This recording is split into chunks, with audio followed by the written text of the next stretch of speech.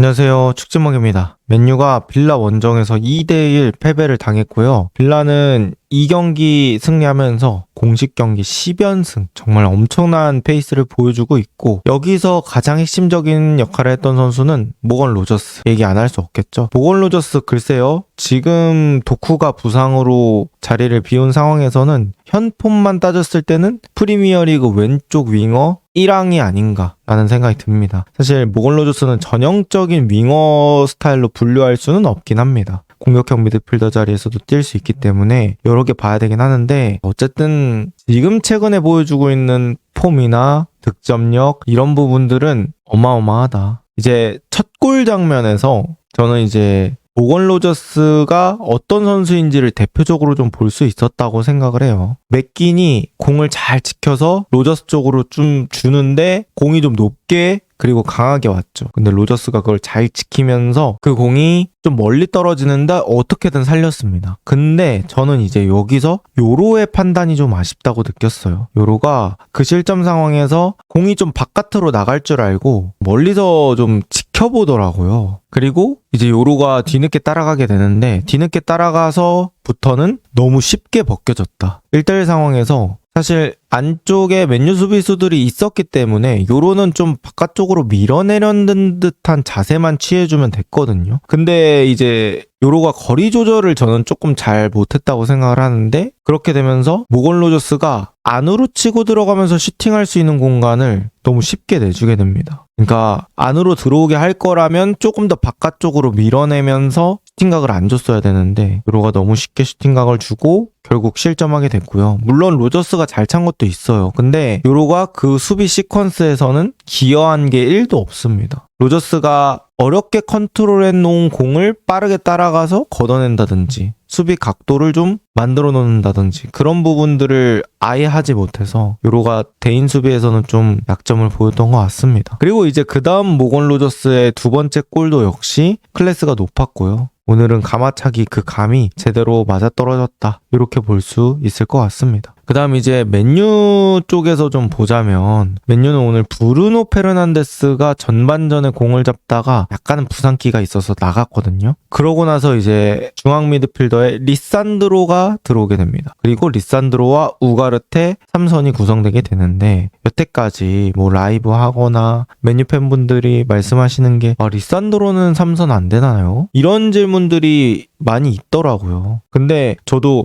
이게 센터백이 압박받는 방향이랑 수비형 미드필더가 압박받는 방향은 좀 다를 수밖에 없다. 수비형 미드필더는 거의 8방에서 완전히 여러 가지 방향에서 압박을 받기 때문에 센터백이 압박받는 방향과는 좀 다르지 않을까라고 생각을 했는데, 리산드로가 들어와서는 그래도 자신의 모습들을 많이 보여준 것 같아요. 일단 한 가지 말씀드릴 수 있는 건 우가르테보다는 훨씬 낫다. 기본기도 그렇고 탈압박 능력도 그렇고 여러 가지로 봤을 때 충분히 쓸만한 카드라고 느꼈고요. 저는 이제 리산드로는 어떤 유형의 삼선이라고 보냐면, 공을 가지고 막 전진해 줄 수 있는 그런 느낌의 삼선이라기보다는 뒤에서 조율하고 패스를 되게 예쁘게 뿌려줄 수 있는, 뭐랄까, 센터백이 수미 정도의 자리로 올라갔을 때 보여주는 플레이라고 해야 되나? 그런 느낌의 미드필더 느낌이 났습니다. 근데 이제 거기서 나오는 장점이라고 해야 되나? 이 전진 패스가 예술이에요. 리산드로가.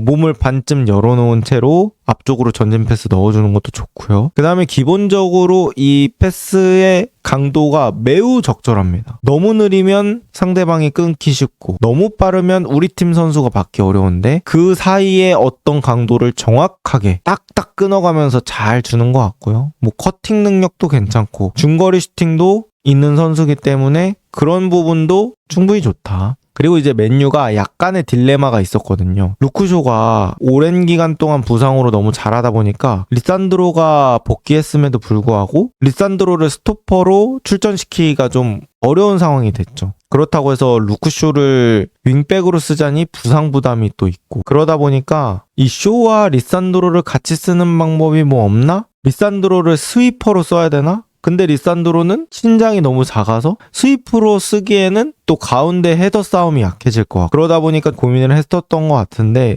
리산드로가 이 3선에서 이 정도 모습 보여준다고 하면은 글쎄요. 이 루크쇼와 리산드로를 같이 쓸 수 있는 방안이 이게 되지 않을까라는 생각을 했고 앞으로도 충분히 좀 써보면 될 것 같습니다. 그래서 아모린 감독이 2경기 연속으로 뭔가 얻어가는 게 있긴 한 것 같아요. 본머스전에서는 포백 사용하면서 그런 것들을 해보고 그 다음에 이번 경기에서는 또 리산드로 3선을 좀 발견한 느낌 이런 것들을 들었고요. 그 다음에 이제 우가르테 얘기를 좀 해보자면 우가르테는 오늘 카세미루의 부재로 인해서 우가르테가 나왔는데 사실 3선에서 돌아서는 능력이 너무 아쉽고 제가 봤을 때 맨유 필드 플레이어 10명 중에 기본기가 가장 좋지 않은 선수가 우가르테지 않을까 싶어요. 수비형 미드필더라는 그런 측면에서 뭔가 개싸움하는 그런 측면에서는 장점이 있을지 모르겠으나 어쨌든 맨유의 지금 3선은 북미에 가까운 역할을 해야 되기 때문에 볼 전개하는 능력도 되게 중요하거든요. 근데 일단 볼을 좋게 전개하려면 사실 퍼스트 터치를 잘해놔야 된다는 건 뭐 부정할 수 없는 부분이죠. 근데 우가르테의 퍼스트 터치 너무 아쉽습니다. 압박이 심한 자리라 더더욱 퍼스트 터치의 중요성이 늘어나는데 뭐 압박이 크게 있는 것도 아닌데 퍼스트 터치가 아쉬울 때 있고 패스 능력도 조금 서운할 때가 있는 것 같습니다. 탈압박 이후에 패스의 퀄리티가 아쉬울 때가 있고 그러니까 미드필더는 저는 한번 이제 벗겨내고 나서 앞으로 전진할 때 자세가 완전히 잡히지 않은 상태에서도 좋은 패스를 할 수 있어야 좋은 미드필더라 생각하거든요. 근데 우가르테는 서 있지 않은 상황 그러니까 좀 속도를 붙인 상황에서는 패스 정확도가 떨어지는 느낌이 있고 그 다음에 그 3선 미드필더라면 결국 전환해야 되는 타이밍이 찾아옵니다. 그 상황에서도 우가르테의 전환 능력이 아쉬운 상황들이 발생을 했던 것 같습니다. 우가르테가 물론 경기를 많이 안 뛰어서 경기 감각이 떨어진 부분도 있습니다. 하지만 그럼에도 불구하고 좀 사용하기에는 좀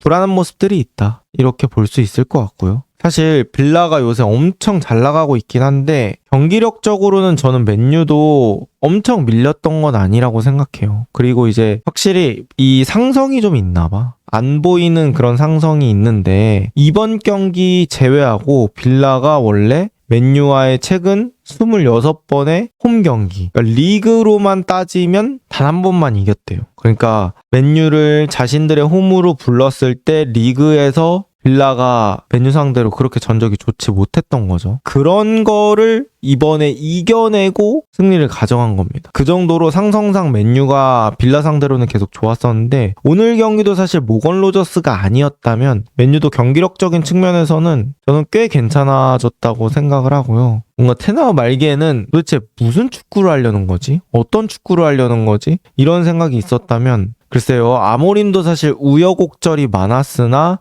요새는 경기력적으로는 조금 안정기에 접어들고 있다. 그리고 오늘 경기는 또 많이 중요했던 게 네이션스컵 간 선수들을 빼고 거기에 카세미로까지 경고 누적으로 빠져서 뭔가 새로운 맨유 느낌으로 펼쳐야 되는 그런 시기였단 말이죠. 그런 시기에서도 강한 빌라 상대로 어느 정도 경기력이 유지되었다. 이런 부분들은 저는 그래도 맨유가 졌지만 희망적으로 볼 부분이 아닌가 라는 생각이 좀 들어요. 마이누도 갑작스럽게 빠지게 되면서 선수단 상황이 그렇게 쉽지 않은 상황임에도 이 정도면 저는 괜찮아졌다고 생각을 하고요. 뭐 맨유가 전체적인 역압박이라든지 또 빌라 상대로 경합에서 이겨가지고 역습 나가는 게 쉽지 않거든요. 그런 부분들은 오늘 맨유 긍정적으로 볼 수 있을 것 같고 저는 그런 의미에서 또 선수 한 명 얘기해보자면 도루구 오늘 좀 얘기하고 싶습니다. 오늘 도루구가 사실 뭐 미친 듯이 잘했다? 이건 아닌데 기존의 어떤 도루구한테 가지고 있는 기대감보다는 저는 괜찮은 모습이 있었다고 생각을 하고요. 일단 쿠냐의 득점을 빠르게 만들어준 거, 거기서 도루구의 압박이라든지 오늘 볼 모으고 전진하는 거, 그리고 쿠냐한테 크로스 올린 것도 사실 쿠냐가 조금만 더 머리를 두껍게 갖다 댔다면 또 들어가는 것들이었거든요.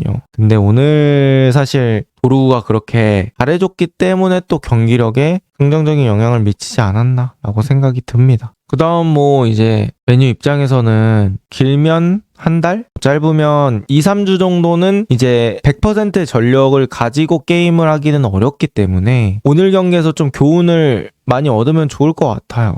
그리고 뭐 카세미로 돌아왔을 때 리산드로 카세미로 조합도 한번 삼선에서 생각해 볼 만합니다. 그 다음에 이제 뭐 무엇보다도 중요한 건 앞으로 일정에서의 브루노의 뛸 수 있는지 여부가 되겠죠. 사실 오늘 리산드로가 어느 정도 좋은 모습을 보여줬습니다만 브루노는 또 차원이 다른 그런 느낌이기 때문에 뭐 전개라든지 키패스도 많이 만들어내고 이런 선수기 때문에 맨유에선 엄청 필요한 선수거든요. 그리고 뭐 캡틴에 많이 뛰기도 하고 그러다 보니까 브루노가 꼭 있어야 되는데 글쎄요. 브루노의 부상 여부에 따라서도 이 네이션스컵 기간이 성적이 많이 달라질 것 같습니다. 그리고 뭐 빌라는 사실 볼 때마다 좀 신기한 것 같아요. 일단 후방에서 느리게 패스 돌리는 것도 정말 깔끔하고 사실 아스톤 빌라가 해외에서도 이런 얘기 많이 해요. XG가 다가 아닌 팀.